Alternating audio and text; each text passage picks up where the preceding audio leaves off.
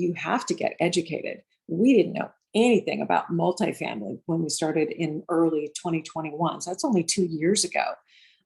And as soon as we found out some of the um, really huge benefits from this kind of investing, we were like kicking ourselves. It's like, why didn't we know about this a few years ago?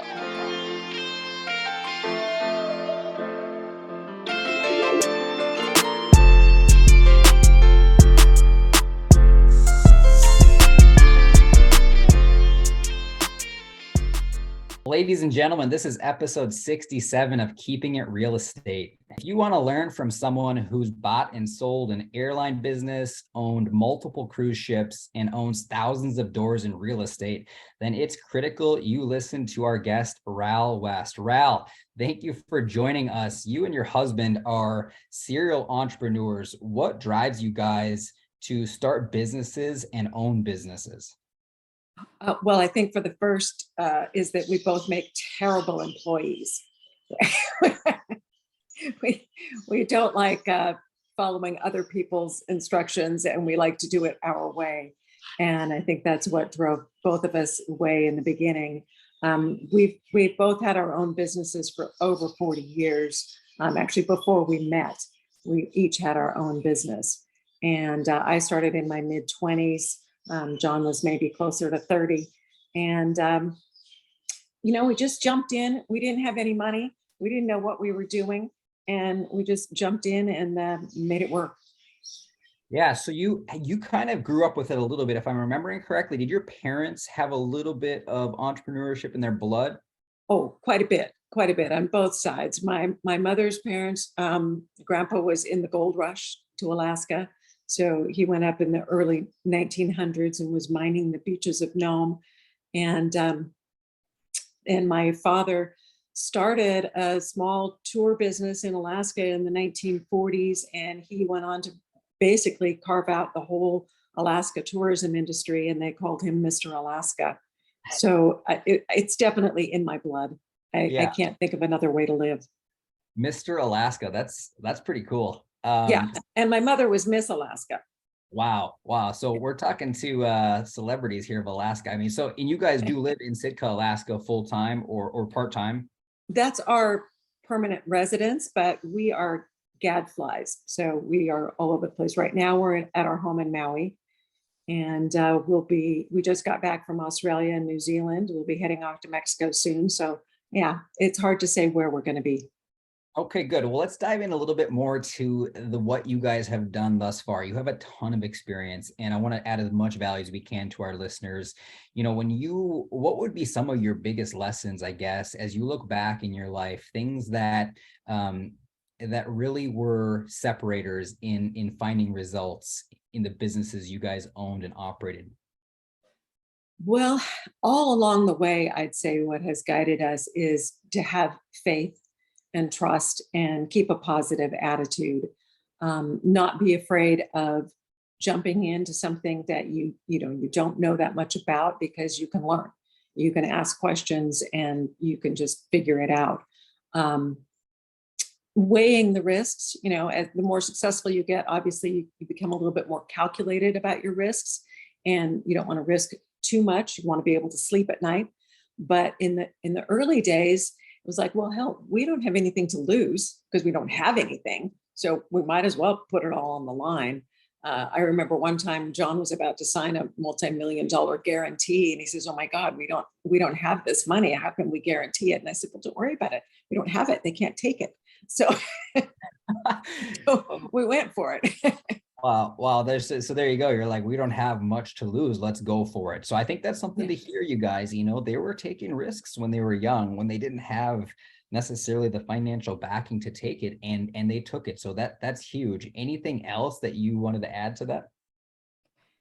Well, you have to have a good team. You need to surround yourself with people, preferably people who know more than you do about the given area that you're working in.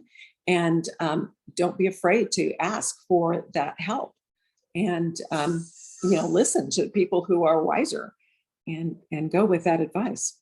Yeah, I can't stress that enough to you guys with real estate, what we're doing. If you don't have a great team, from your general partners to your legal, to your property management, to your CPA, every single person on your team is absolutely critical. And I always say it, and I'm sticking to Yeah. it.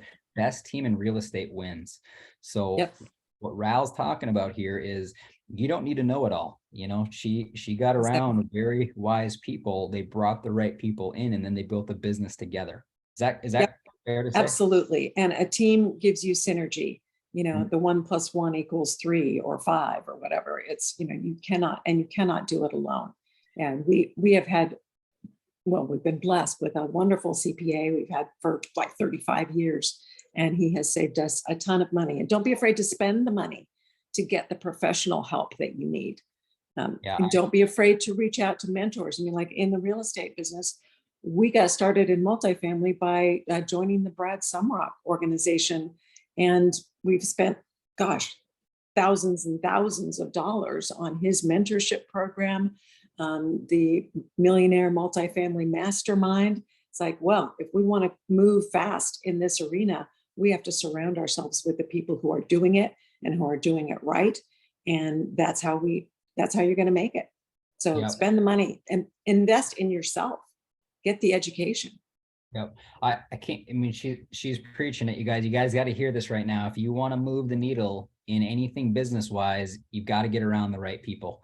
There's going to be people that specialize in the industry and that are kind of at the top. And when you get to the top of anything, whether it's snowboarding or real estate or ships, there are key players. There are personal mentors. There are people that have been doing it for a dang long time. And if you associate with those people and you get their habits of thinking, you can now recreate. You don't have to try to reinvent the wheel.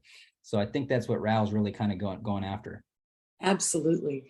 And we never stop seeking new knowledge. We are reading and we are watching podcasts and just attending seminars all the time. And sometimes it's stuff that we already know. It's like that's fine. But there's usually something else that you're going to glean from it. So don't be afraid to spend the time, get that information. Wow, great information. So I'm sure there were times where you guys have had some fearful moments as you were building businesses, and how do you guys handle fear when you have fear and you've got something that's taken a turn? What do you actively do, or how do you deal with that? Well, again, I go back to faith. You have to assess, what the situation really is, and if it's worth hanging in there. There was a time, 30 plus years ago, where we were on the edge of losing our business, and we had to use our personal credit cards to make payroll. And we sat down and looked at each other and said, do we close the doors? I mean, we don't have any debt. We could just walk away. What should we do? And we said, no, we know we have a product that people want. We know it's got a place in this market. So we're going to stick with it, and we're just going to figure out a way. And I have this belief that there is no such thing as a dead end. There Mm. is always a way. If you think you're up against it and there's nothing you can do, no, there is something you can do. Look around for a way to go over or under or blow up that boulder in your path, and you can figure out a path forward. I love it, you guys. I mean, you're hearing from people. This is real. This is real here in the sense of building businesses and have been through recessions and have been through ups and downs. And this is good information. I'm over here taking notes as fast as I can because truthfully, this is stuff that I want to remember as times get tough, as you go through challenges. How do you and what do you do, and how do you handle yourself so that you and your team come out on the other side? Especially in multifamily, you're raising capital from a lot of people. A lot of people are relying on you to stay level-headed and to solve problems. And your ability to solve problems will drastically dictate where you end up in life. So these are gold nuggets. Ral, anything else you want to add there? Well, yeah, just to solve a problem, you need to look the problem square in the eye and figure out what really is the root of the problem. And we learned a long time ago that 85% of the time it's the system and not the people going wrong. So address the system and figure out a way to correct that system so that it can work itself out.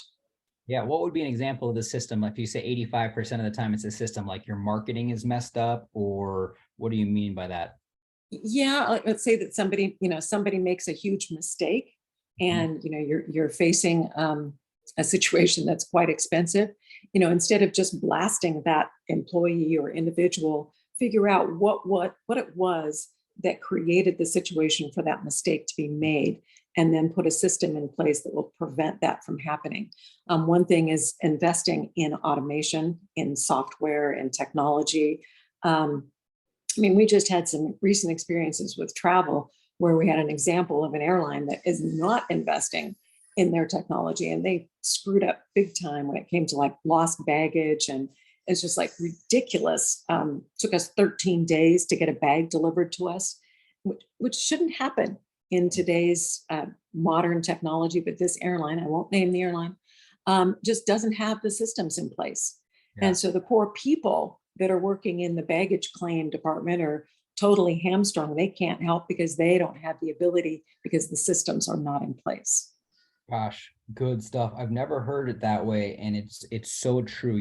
I think about this too when I'm renting a car. It's 2022, 2023 now, and you go in to rent a car and you have to stand there and the person has to do these they punch stuff into the computer and it takes literally 15, 20, 25 minutes. You got kids who are screaming. Like, is there not a better way to have the car Absolutely. ready to go? Like you walk through, and I mean, anybody who can solve that issue, I will rent from you all day, every day, the rest of my life.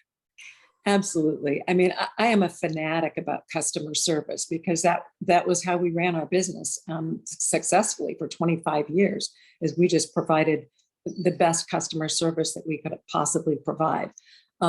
For example, we operated a charter airline from Alaska to Hawaii, and there would be times when there was a flight delay. It was a mechanical, or it was weather or something, and our plane took off from Honolulu, went to Anchorage, and then back to Honolulu.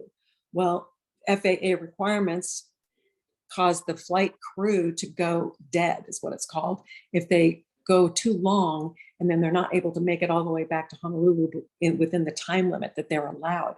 So the plane would have to sit for 8 hours, 10 hours, whatever the time period was, that until they could fly again. And we didn't have another crew sitting around in Anchorage for them. So we would have people sitting around the airport in Anchorage, and oftentimes it was the middle of the night.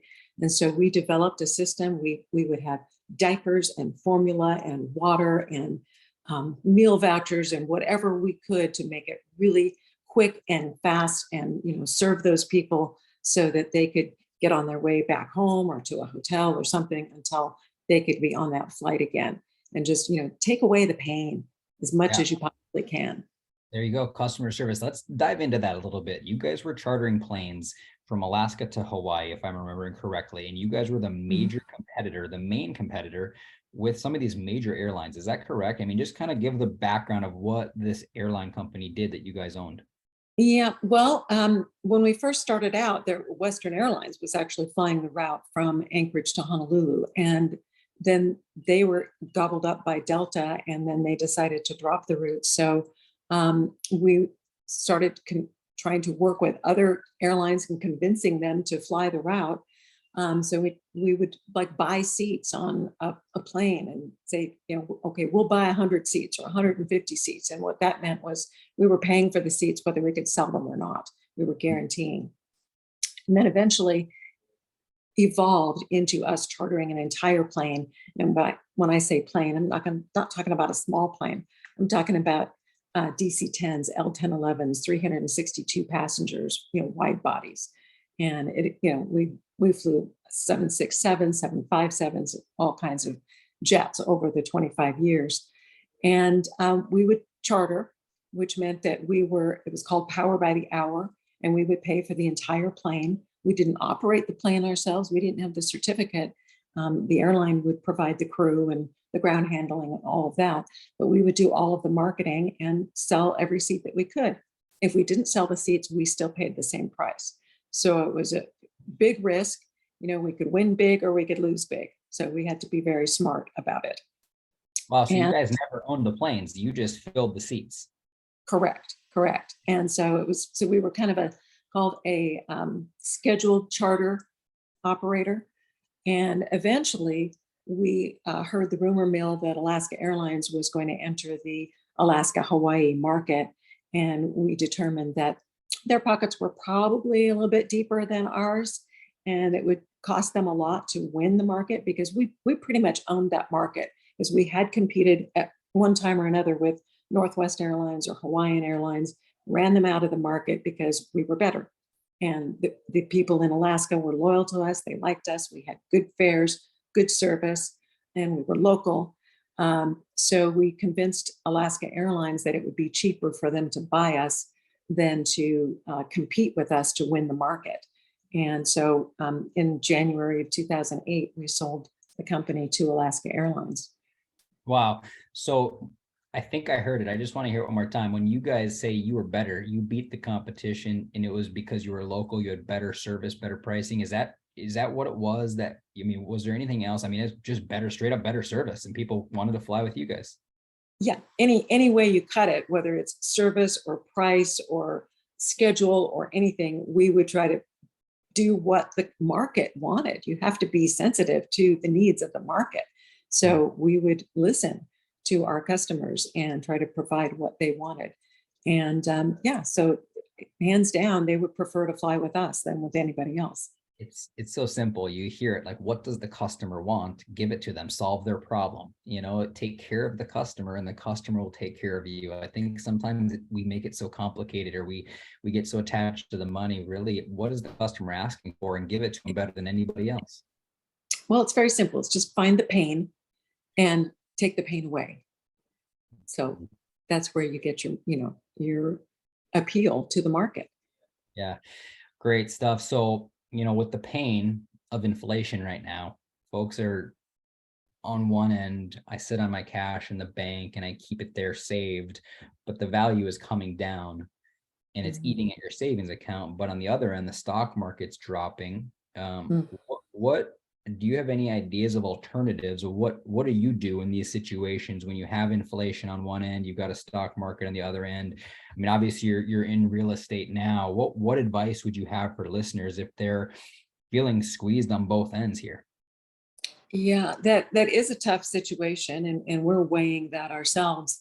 But as far as the stock market is concerned, we have never done well in the stock market. I don't know what the problem is, but we just don't trust it. We have lost more money than we've made, and so real estate or owning your own business has always been better for us. So that's where we stick.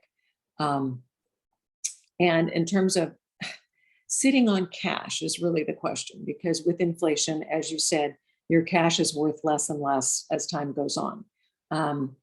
So you have to strike a balance between sitting on enough cash to make sure that you're comfortable, to make sure that you've got the ability to withstand any kind of recessionary period, and keep your whether it's 3 months or a year or whatever you feel comfortable with in terms of your living costs, keep that powder dry so that you're safe.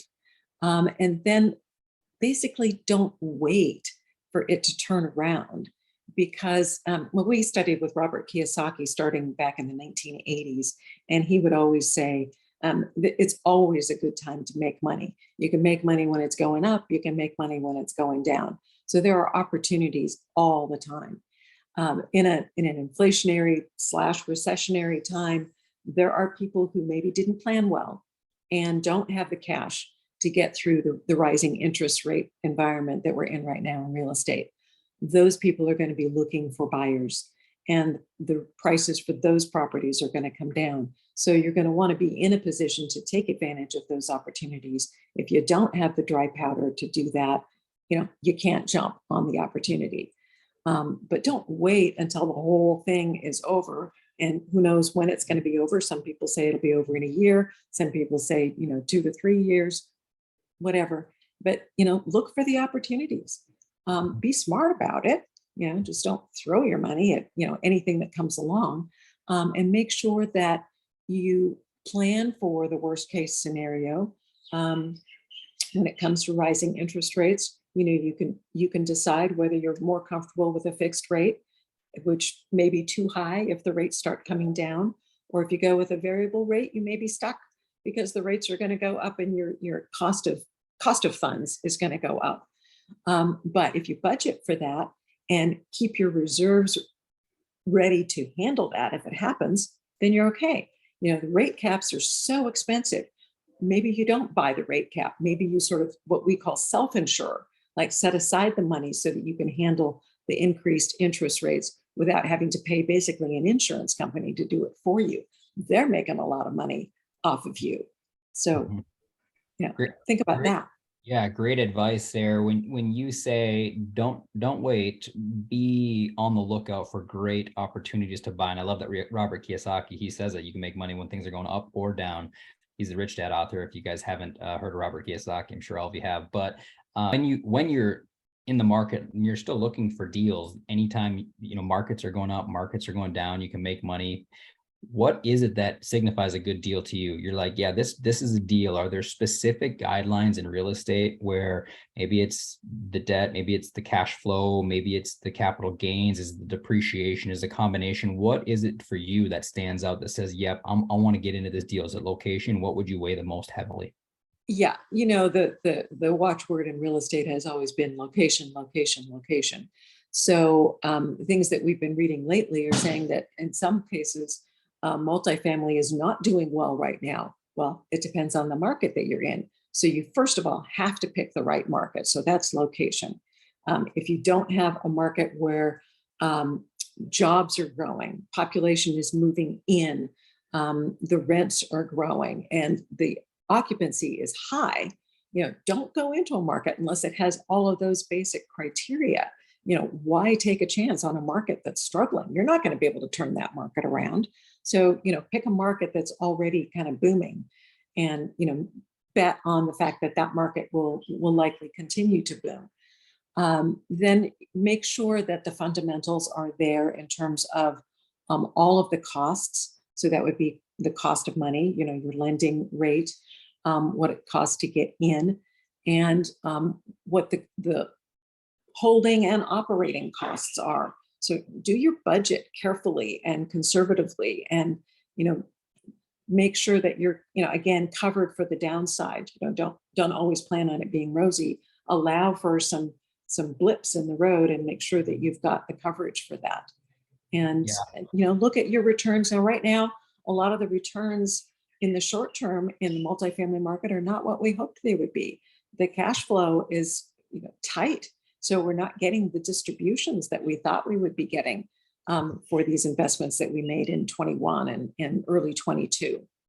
Mm-hmm. Well, okay, fortunately, we can afford to not have that cash flow. So if you're in a position where you've got X amount of cash, but you need the income from that cash, then be careful about where you put it, because you may have to wait a few years before you get the return. So we feel very bullish about multifamily, but in the long term. The short term is going to have some pain, particularly in the term of cash distributions are not coming. The owners, the operators are deciding to conserve their cash to take care of the interest payments, etc. So it's still a good investment though, because on the exit, whenever that exit is, whether it's 3 years from now or 5 years from now, there's still going to be the increase in value, and you're still realizing increased rents, which improves the value of the property. So it's still a very good investment. But just realize whether you're in it for the short-term cash flow or the long-term gain. Yeah, that's huge, you guys. I mean, Ral touched on a bunch of stuff right there. And if you didn't grasp all of it, look some of those terms up. I mean, when she's talking about fundamentals, the cost of debt, how much is your interest rate going to be? And what will your cost of debt be to operate the property? Will it be fixed or will it be variable? Understand that when you're looking at investing in a deal. What kind of occupancy does the property have, and what kind of occupancy does the submarket have? What are the comps rents at the competitors? The competitor rents will dictate what you're able to do with your asset. How do they compare? How are the finishes? How do all of that compare? So real estate, What's interesting about it is it's such a great investment, but you do have to know what you're doing. You do have to have some education, or you have to really, really trust somebody who's leading the field. What would you say for listeners who, haven't really dove into multifamily real estate investing that much? They've heard a little bit about it, but they'd like to learn more. How did you start your education and get more comfortable to a point where you're ready to invest in deals? We started attending the Sumrok apartment investment mastery courses. Some of them are free, just log in and attend these virtual programs that you can learn a lot from.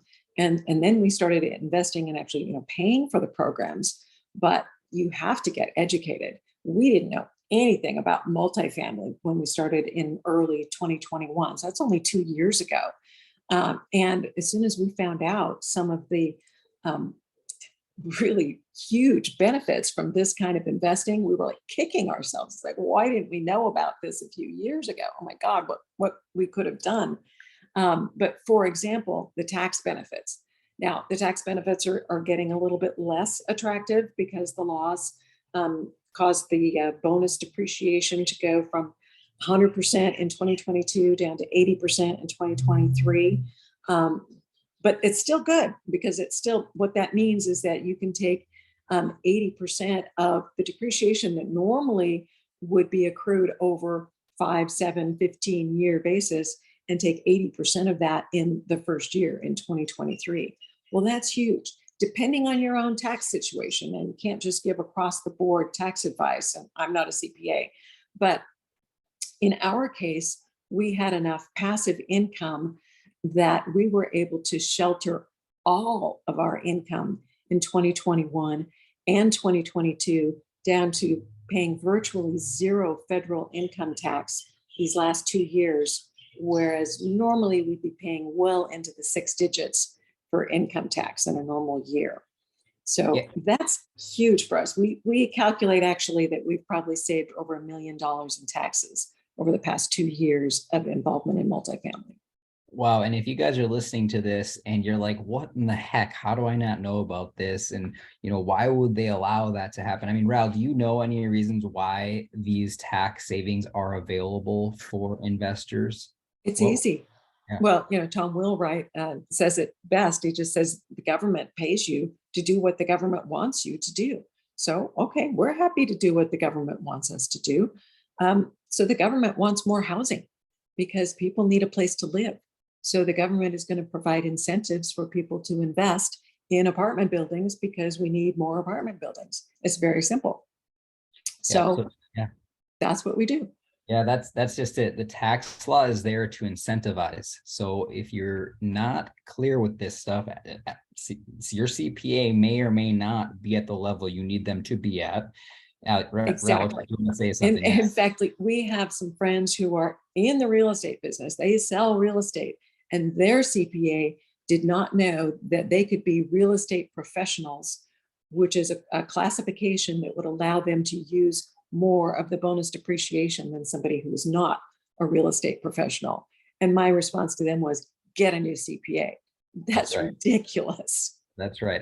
I went through the same scenario during my snowboarding career. The gentleman never heard about a real estate professional, wasn't at the right level, and had to cut ties and move to somebody who was more sophisticated. Not everyone's created equal in anything you do. So make sure the person that you're working with is at the level you need them to be in order to give you the best advice possible. Sometimes that costs a little, but it should, right, save you more in the long run.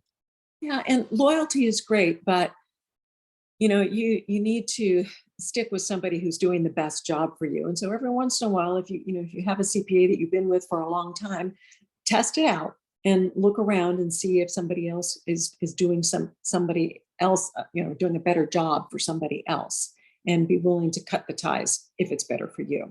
Yeah, I wanted to kind of shift here a little bit. You talked about pivoting in business in our call, kind of before we got going here. How do you know when it's time to pivot, or how do you know when it's needed? How did you guys know in times where you've sold companies or you've made major changes? What were some things that you were seeing where you're like, yep, we needed to go this way? You have to keep your eye on the horizon, not just, your immediate environment. Always be looking kind of globally, look big picture is what I call it. And like, for example, when it came time to sell our company to Alaska Airlines, it was clear. The rumor mill was, very widely known that Alaska Airlines was going to come into the Hawaii market. We didn't know when, but if we just sat there with our little eyes closed and said, "Oh, well, we'll just wait and see, if it happens." No, you act on it. The next huge pivot that we did was March of 2020, when COVID was declared a pandemic. We were sitting here locked down in our home in Maui, poor us, and we spent hours and hours listening to podcasts and news shows and trying to figure out, okay, this is a global phenomenon. This is a life changer, a world changer that just became very obvious to us right at the get-go. So it was our task and our focus was figure out, where is this going?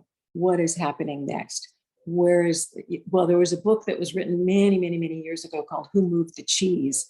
And it was great. You have to find out the cheese gets moved. And in this case, the little mice who didn't go following and finding the new cheese died. So, you got to find the new location of the cheese. So we were searching for, where is that cheese going to be? And that's when we started looking at multifamily.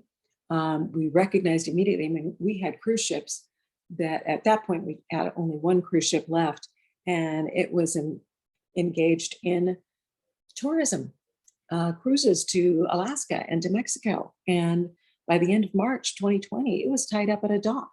We had leased the cruise ship to a company, Uncruise Adventures, that run by a good friend of ours.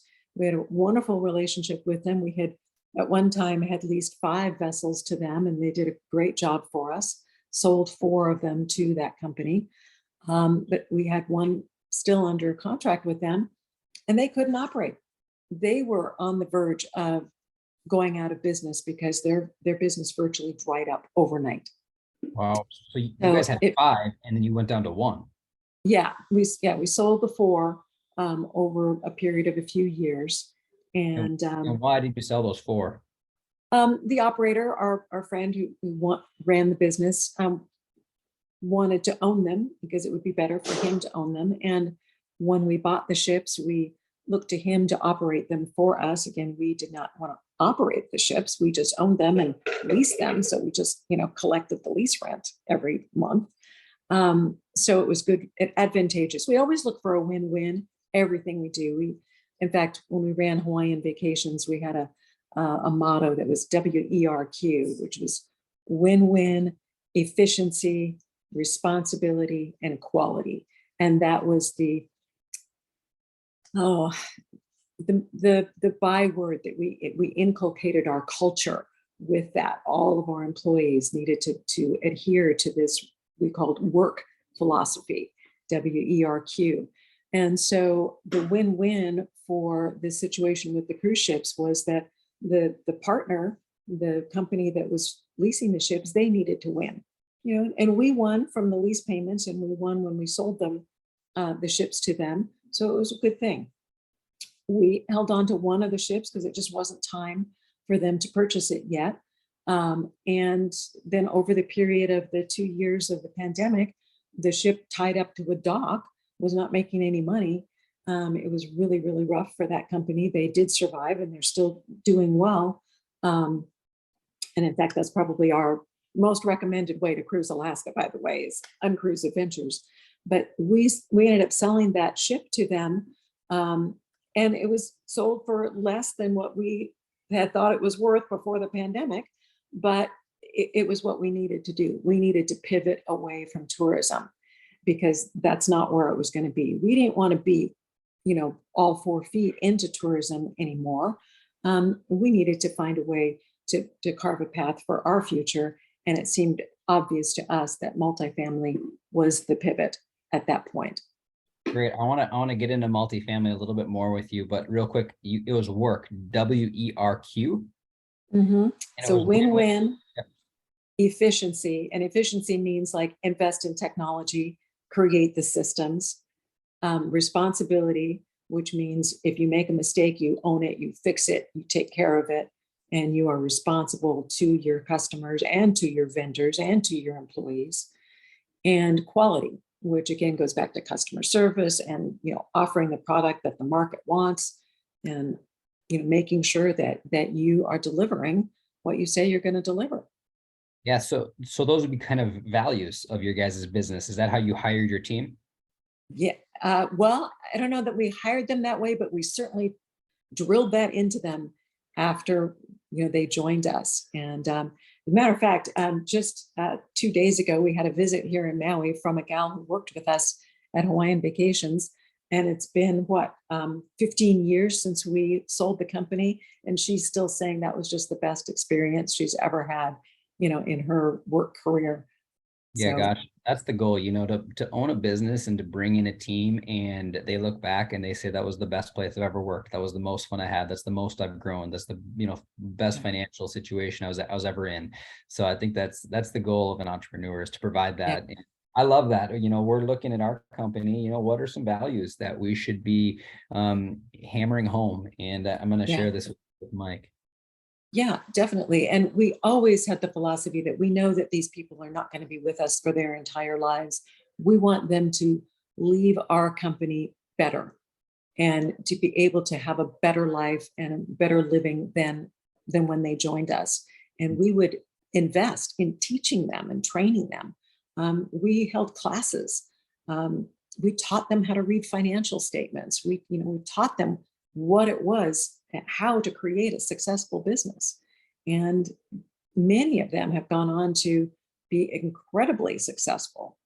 It's exciting. I love We that. love that.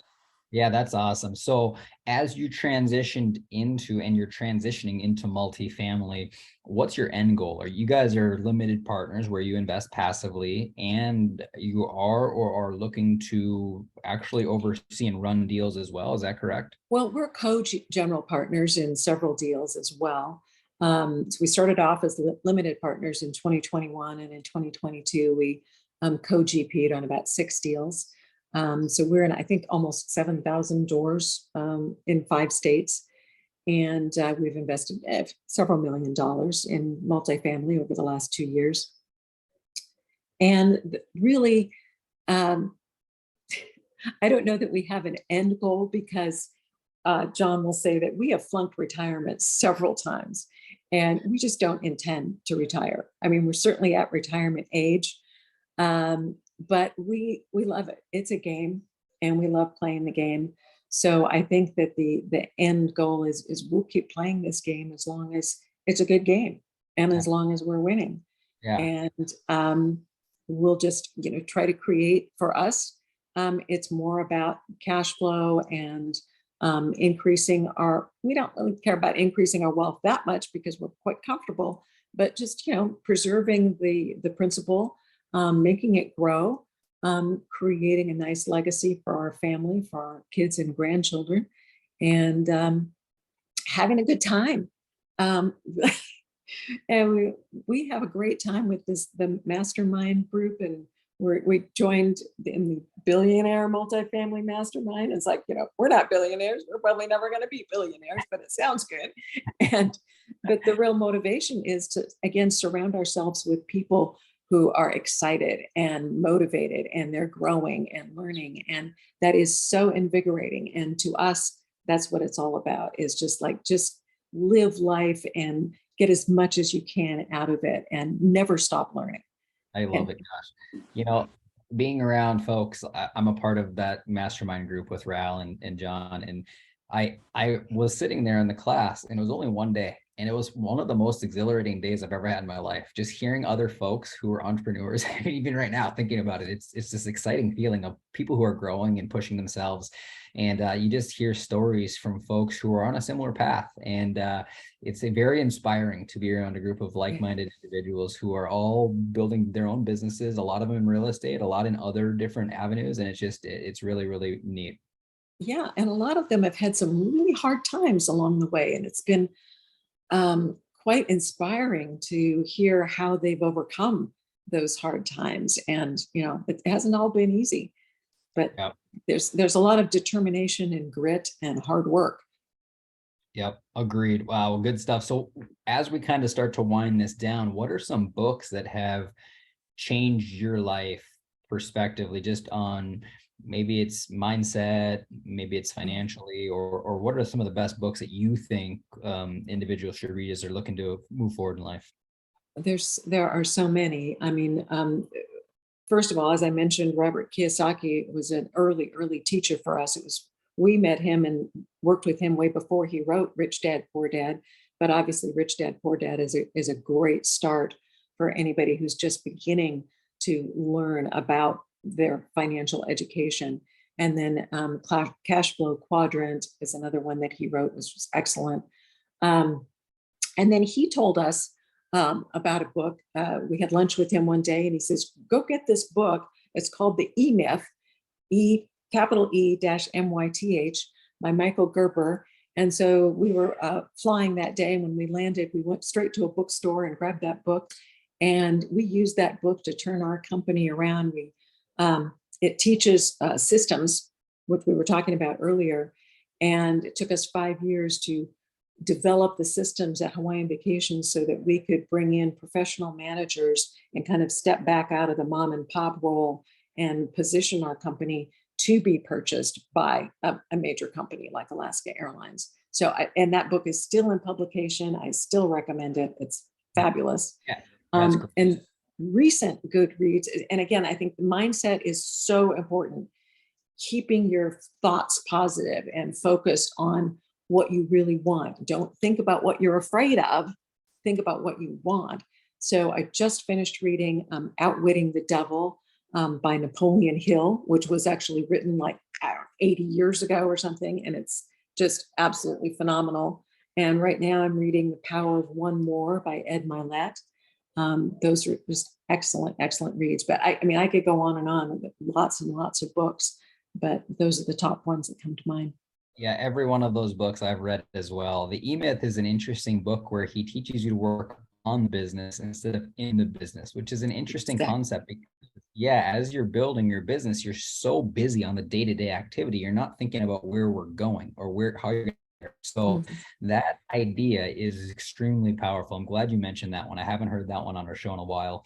And then Outwitting the Devil, it's interesting. We're part of the same group. So I'm reading that book as well. I'm halfway through and I just finished The Power of One More by Ed Milet. And it was one of the best books I've ever read in my life. So if you need some books, you will be moved by these books. That is for sure. Yeah. And Ed Milet has podcasts that are phenomenal too. Phenomenal. Amazing. He had Tony Robbins on the other day, and actually about 35 years ago, I read Tony Robbins, I think it was called Unlimited Power. And that actually helped me change my life at that point in time. So he's another great one. Awesome. Ral, if people want to get a hold of you, what would be the best way for them to do so? Well, I don't have a website, but I'm on Facebook. And, my email address is ralwest@me.com. So reach out. There you go. Yeah, send a question or two if you guys have anything you'd like to ask Ral. Unbelievable people.